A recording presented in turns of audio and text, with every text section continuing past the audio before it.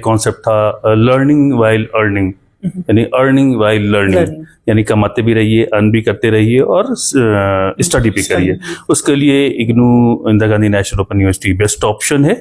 और इसमें चूंकि इसका क्वालिटी मटेरियल भी बहुत अच्छा है और हमें जो गवर्नमेंट कॉलेजेस और जितने कश्मीर वैली के जो बड़े बड़े इंस्टीट्यूट्स हैं, सिक्किम जैसे इंस्टीट्यूट्स हैं, और तो उन इंस्टीट्यूट से हमें बहुत कोऑपरेशन मिलता है। आज हमने मुनासिब समझा आज इग्नो सेंटर जाके आज रीजनल डायरेक्टर जो है डॉक्टर एच रिजवी, इनसे आपकी मुलाकात कर। सर सबसे पहले खैर मकदम करते हैं आपको इस स्पेशल प्रोग्राम में। बहुत शुक्रिया आपका आने का, यहाँ पे बहुत शुक्रिया। सर आपसे जानना चाहेंगे कि इग्नो यानी डायरेक्टर ऑफ रीजनल डायरेक्टर है और क्या कुछ कंट्रीब्यूशन रहा है इग्नो की तरफ से वादी कश्मीर के लिए, साथ साथ लेह लद्दाख के लिए? जी मैं आपको बता दूं कि Indira Gandhi national open university जो कि नंबर 1 ओपन यूनिवर्सिटी है इंडिया की, इसका बहुत बड़ा कंट्रीब्यूशन कश्मीर वैली में है। इसमें करीब हमारे 40 learner support centre study centres हैं। 2 सेंटर्स हमारे कारगिल और लेह में, और बाकी यहाँ पर कश्मीर वैली में जितने भी सेंटर्स हैं उसमें हमारे ज़्यादातर गवर्नमेंट कॉलेजेस में है। इवन कि एक हमारा learner support centre Kashmir valley में है, सिक्किम में 2 सेंटर्स हैं, और आपके रिहेबिलिटेशन डिपार्टमेंट CRC बेमना में एक है। तो बड़े बड़े ऐसे इंस्टीट्यूट्स में हमारे सेंटर्स हैं, वो सब लोग इग्नू को रिकग्नाइज करते हैं।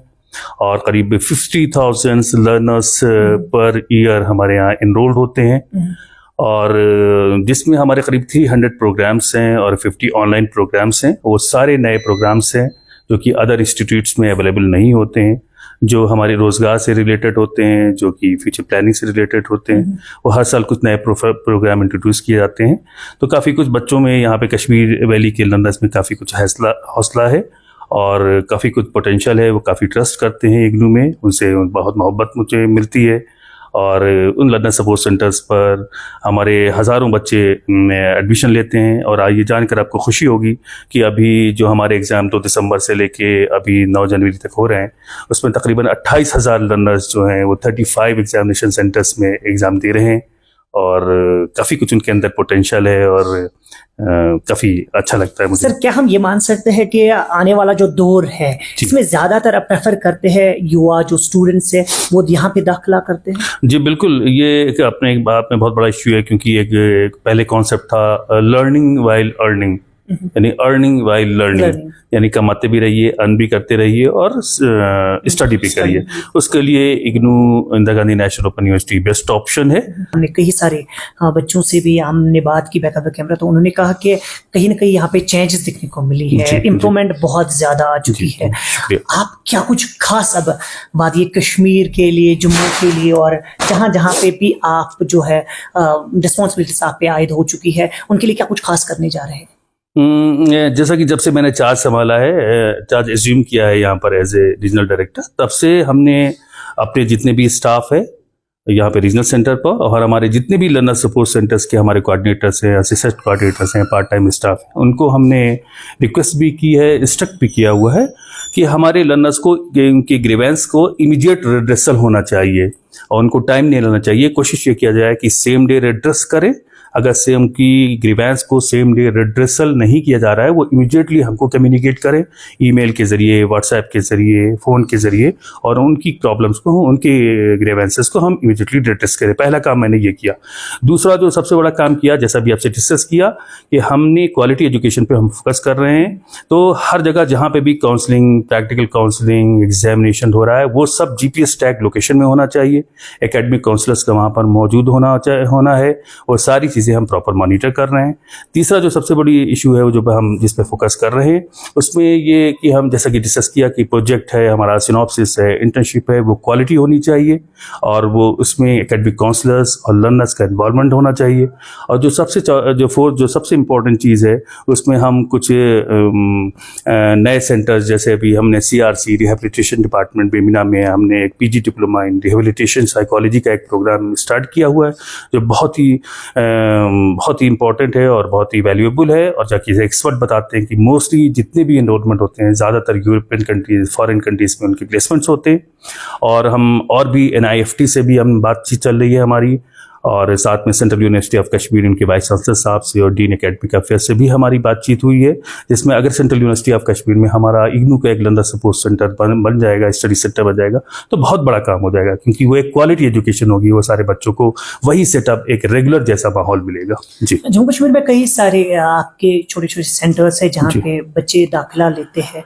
कई सारे ऐसे बच्चे भी हैं जिनको बहुत सारे मुश्किलात पेश आते हैं और वो मुश्किलें वहाँ पे ज़्यादा उनके नहीं होते हैं। कैसे वो यहाँ पे आ सकते हैं और साथ ही में आपको डायरेक्टली वो कैसे कांटेक्ट कर सकते हैं कि उनको ये मसाइल है और ये मुश्किलात है, ताकि वो हल हो सके? मैं आपको इस आपके चैनल के माध्यम से ये बताना चाहूँगा कि ये ओपन एंड डिस्टेंस एजुकेशन के सेटअप को समझने की ज़रूरत है। ये 3 टियर सिस्टम होता है, 3 लेवल पे हम लोग काम करते हैं। पहला तो हमारा कॉलेजेस में या इंस्टीट्यूट में हमारा जो सेंटर होता है, जहाँ पर बच्चे जाते हैं, उनके राब्ता डायरेक्ट कायम करते हैं और वहीं पे counselling, practical counselling, examination, admission, different activities होती है। तो मेन सेंटर उनका वहाँ है, उनको सारी एक्टिविटीज़ मोस्टली वहाँ पर होती है। पहला टियर वो है। दूसरा टियर जो है रीजनल सेंटर होता है, तो कुछ ज्यूरिसडिक्शन जो है वो सिर्फ रीजनल सेंटर की होती है, वो वहाँ पर नहीं हो पाती। जैसे बच्चों को बोनाफाइड सर्टिफिकेट इशू कराना है, जैसे बच्चों को स्कॉलरशिप सर्टिफिकेट इशू कराना है, या उनकी कोई ग्रीवेंस है, किसी वजह से असाइनमेंट में मार्क्स नहीं चढ़ पाए, उनके ग्रेड कार्ड में कोई इशू आ गया, या जैसे ऑनलाइन एग्जामिनेशन उनको फॉर्म मिस हो गया था किसी वजह से, ऑफलाइन भरना है, या उनको सेंटर चेंज कराना है, या प्रोजेक्ट से रिलेटेड कोई एक्टिविटीज़ है, सिनॉप्सिस है, बहुत सारी पावर रीजनल सेंटर की जो वहाँ पर नहीं होती है। तो सबसे पहले वो चीज करने के लिए उनको रीजनल सेंटर आना पड़ता है। दूसरी चीज, जैसा कि आपने कहा कि वहां पर जैसे लर्नर सपोर्ट सेंटर पर कोई एक्टिविटीज उनकी रिट्रेस नहीं हो पा रही है, तो उसके लिए इमीडिएटली हमारी फोन कॉल से, हमारा RC श्रीनगर का ईमेल rcSrinagar@gmail.com हमेशा एक्टिव रहता है और हमेशा हम उनकी ग्रीवेंसेस को एड्रेस करते हैं। हमारे व्हाट्सएप ग्रुप लगे हुए हैं, व्हाट्सएप ग्रुप में हमारे सारे कोऑर्डिनेटर्स, एग्जाम सुपरिटेंडेंट्स, ऑब्जर्वर्स सब हमसे कनेक्ट हैं, मॉनिटर करते हैं। तो इमीडिएटली वो हमको, जैसे ही वो हमको कहते हैं, अगर वो हमारे लेवल का है तो हम इमीडिएटली रीजनल सेंटर उसको एड्रेस करता है। तीसरा टियर जो है हेडक्वार्टर दिल्ली होता है। बहुत सारी चीज़ें, ज्यूरिसडिक्शन, बहुत सारी पावर उनकी पास होती हैं, तो जो चीज़ हमारे पास नहीं होती हैं वो हम स्टूडेंट्स की ग्रीवेंसेस को दिल्ली भेज देते हैं। और दिल्ली में डिफरेंट डिपार्टमेंट्स हैं, डिफरेंट स्कूल्स हैं, वहाँ जैसे ही उनकी के ग्रीवेंस जो है एड्रेस होती हैं, इमीडिएटली हम स्टूडेंट्स को कम्युनिकेट करते हैं। जी सर, आखिर में आप क्या कुछ खास कहेंगे वादी कश्मीर, जम्मू, लद्दाख, लेह के लोगों के लिए?